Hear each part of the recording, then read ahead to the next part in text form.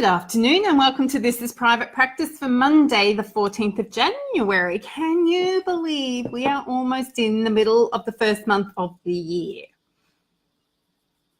It's horrible when people say things like that. And if one person wants to add to the comments here how many more days it is until Christmas, seriously, you will get cranky faces from Joe as an emoji. So my hair today is brought to you by Poochie. And if you don't know who Poochie is, then you're obviously not a child of the 80s and we need to educate you. But yes, it's all very lovely and the humidity has been delightful, which is obviously playing havoc with my hair.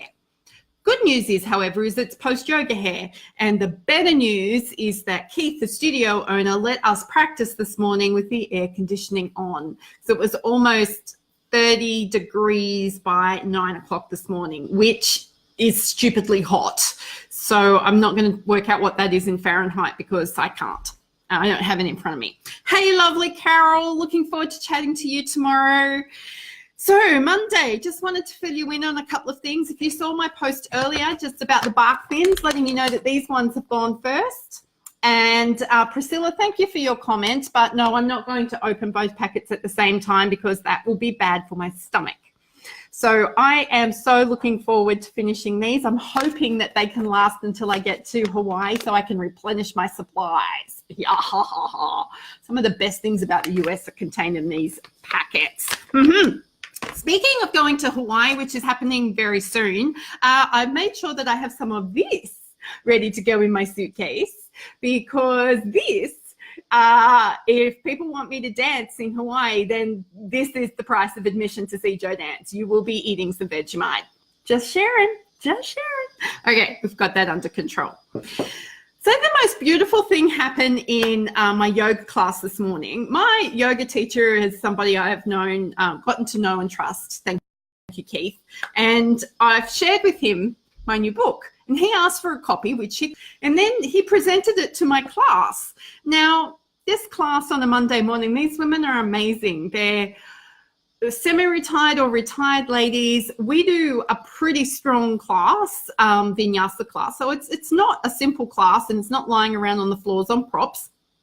But we get through it. And I'm so nurtured and encouraged by this room full of mums. And it's lovely because I don't have a mum, so when I get some mum attention, I really enjoy the mums. And he let everybody in the class know today that I had written a book and showed them the copy that he had received. And the encouragement from these ladies was overwhelming. They've asked for copies, they've asked to know what it's all about, they're admiring what it is that we as health professionals do and how we're owning up to the challenges that we face in our own professions. It was just such a lovely, lovely discussion to have. And I think one of the outcomes of this book for consumers of healthcare is helping people understand why the health professionals sometimes aren't on the ball or present, or why mistakes get made, or why things get left alone, or why follow-up isn't so great, or why you never want to be last on the surgical list. I think consumers of healthcare have got something to learn about this from what it is that we actually have to contend with. So there's an outcome to the book I wasn't entirely expecting, but one that, wow, if I wanted to help to change healthcare from the inside out, then yeah, consumers of healthcare are going to need to know this as well. So my day has been a little bit haphazard. I have had this massive burden in my business, and I talk about it and gloss over it quite a bit, but seriously, I have been burdened by cash flow for quite some time. And it stopped being a stressor. It stopped being something to get anxious about. It stopped being one of those things. It has become a genuine burden. And I discovered today in talking to the fabulous Nicola that has got to do so much with my own sense of shame around money. So last week, I helped everybody understand my shame about taking holidays, which led to uncovering the shame about my lifestyle. And now I've got this shame-filled horribleness, burden, shame-filled burden around cash flow in my business. And that is, it's silly. It's a mindset. It's about an expectation that is unhelpful for me, because what it is saying is that I should be different to where I'm at. Now, I'm not unwise. I know how to manage money. I know how to manage a budget. There are things and stuff that come up at different stages of your business and at various times in your business where you have to go, ooh, I need some help. And I wrote a magazine article today on burnout. And after my discussions with Ernesto on the Facebook Live this week, I realized how burdened I had become by cash flow in my business. And it got me wondering how many other burdens we are carrying around in our business. Those things that not just keep us up at night, but keep us up at night, put a knot in our stomach that we actively avoid, that are coming up in conversations all the time. So I know for a lot of my clients at the moment, it's about getting the right people. They are burdened about recruitment. They are burdened about having to get the right people in to do the jobs that they need doing. They are burdened about how to get people to execute tasks and complete work and do that in a way that is at a level and that they want it done. So there are burdens. There are burdens about bringing new clinicians on board. There are burdens about the cost to run a business, because there is a cost. There are burdens about our own professional development. I was talking to somebody this week who has done no professional development in 4 years. 4 years. None. 4 years. We cannot keep going thinking that what we know today is going to be sufficient to help people with the problems that they're going to have in 4 years' time.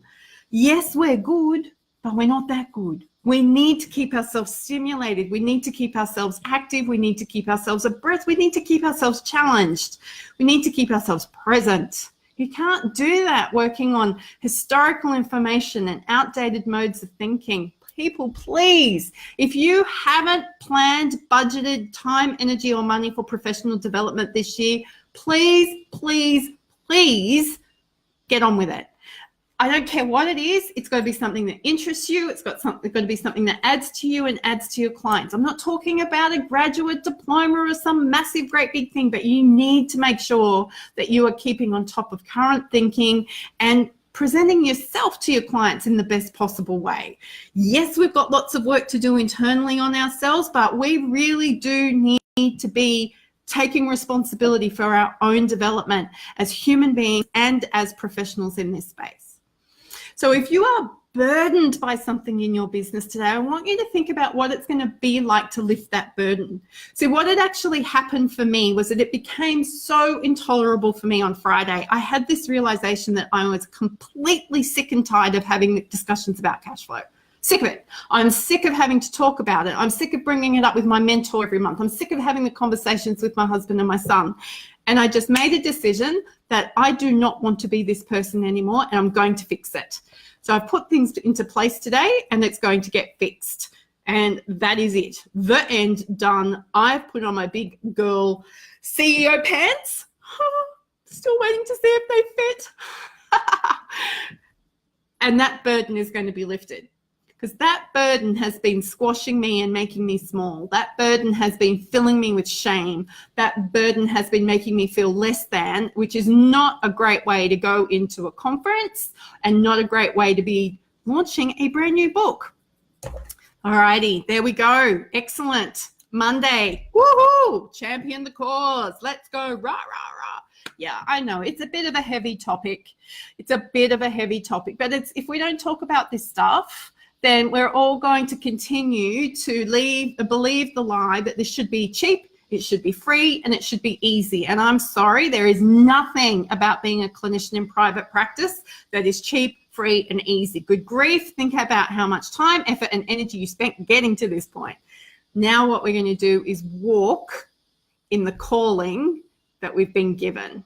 That is what I'm here to help you do. All right, awesome, lovely, wonderful people. I am so looking forward to talking to you this week.